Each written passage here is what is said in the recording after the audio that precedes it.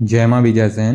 किसी भी देवता की बिना साधना करे उसकी कृपा हम कैसे प्राप्त कर सकते हैं, तो आज इस वीडियो में हम आप लोगों के लिए यही जानकारी देने वाले हैं।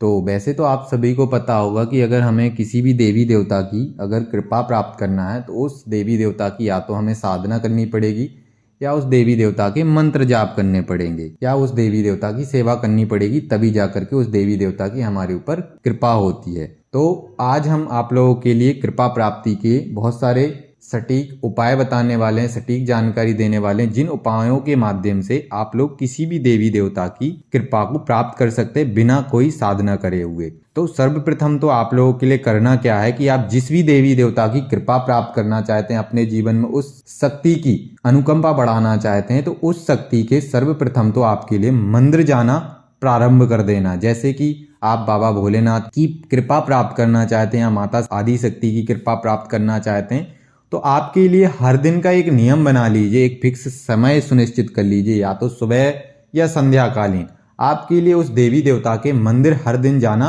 प्रारंभ कर देना। भले चाहे आप हाथ जोड़ने के लिए ही जाएं, कोई बात नहीं, दीपक अगरबत्ती अगर आप नहीं लगा सकते हैं तो कोई दिक्कत नहीं है, आप डायरेक्ट भी जा सकते हैं। आप सिर्फ वहां पर उस देवता के मंदिर जाइए, सर झुकाइए, हाथ जोड़िए, और ये नियम आप नित्य का बना लीजिए, या तो संध्या में जाइए या सुबह जाइए, और अगर हो सके तो दोनों टाइम जाइए, लेकिन एक फिक्स समय पर जाइए। जैसे सुबह 7 बजे तो सुबह 7 बजे ही जाना, 2-5 मिनट आगे पीछे हो जाता है तो कोई दिक्कत वाली बात नहीं, लेकिन नियम 7 बजे तो 7 बजे आप उस देवता के मंदिर पहुंच जाइए।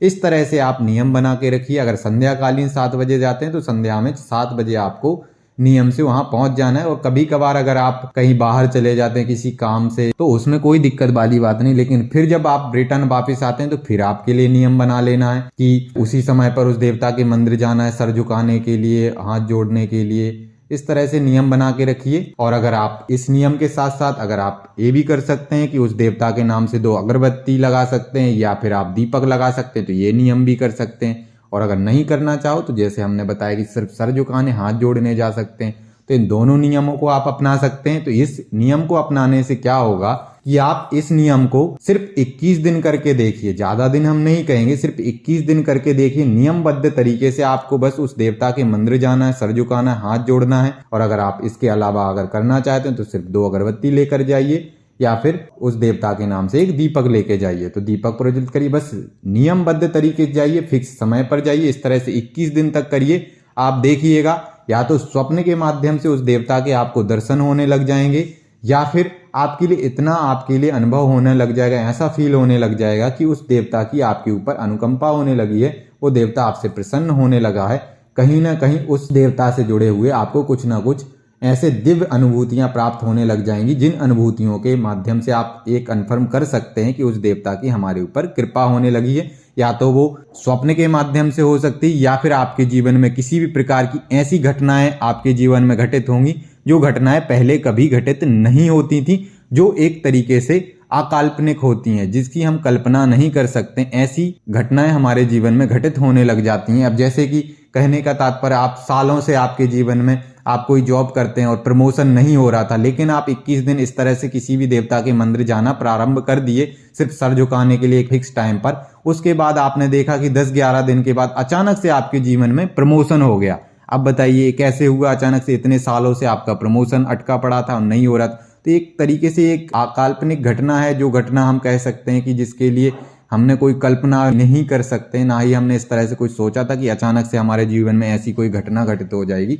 तो इस तरह से हमारे लिए उस देवता की अनुकंपा की जो अनुभूतियां हैं वो हमारे लिए कहीं ना कहीं अनुभूत होना प्रारंभ हो जाती हैं। तो इन दोनों नियमों को भी आप अपना सकते हैं। और भी कुछ हम नियम आप सभी को बता देते हैं, जैसे कि किसी देवी या देवता के नाम से व्रत रखना प्रारंभ कर दीजिए। जैसे हनुमान जी महाराज हैं तो उनका दिन मंगलवार है, तो आप हर मंगलवार को नियमबद्ध तरीके से पूर्ण नियमों के साथ हर मंगलवार का व्रत रखना प्रारंभ कर दीजिए। आप इस तरह से आप एक संकल्प लीजिए, 11 मंगलवार का, 21 मंगलवार का संकल्प लीजिए, और जितने आप नियमों का पालन कर सकते उतने नियमों का संकल्प लीजिए कि इतने नियम भी हम इस व्रत के साथ में रखेंगे। फिर आप देखिएगा उस संकल्प को पूर्ण होने के बाद में कि आपके जीवन में हनुमान जी महाराज की कितनी विशिष्ट कृपा हो चुकी है। साथ ही साथ आपके जीवन में ना जाने कितने प्रकार के ऐसे ऐसे कार्य, जो कार्य ना जाने कितने समय से अटके पड़े होंगे, वो सारे कार्य आपके अच्छे से सफलतापूर्वक होने लग जाएंगे और आपके जीवन में सारे के सारे शुभ फल घटित होने लग जाएंगे। सब कुछ आपके जीवन में अच्छा होने लग जाएगा। जो भी आप जिस भी प्रकार की समस्याओं से ग्रसित होंगे उन समस्याओं से आप बाहर निकलने लग जाएंगे। तो इस तरह से इस नियम को भी आप अपना सकते हैं, इस उपाय को भी अपना सकते हैं। और भी आगे का उपाय हम आप सभी के लिए बता देते हैं। इसके अलावा आप किसी भी देवी देवता के या तो नाम का जप कर सकते हैं या फिर मंत्र का जप कर सकते हैं, वो भी एक फिक्स समय पर। जैसे आप सुबह 7 बजे उस मंत्र का जाप करते हैं तो फिक्स 7 बजे ही करना है, समय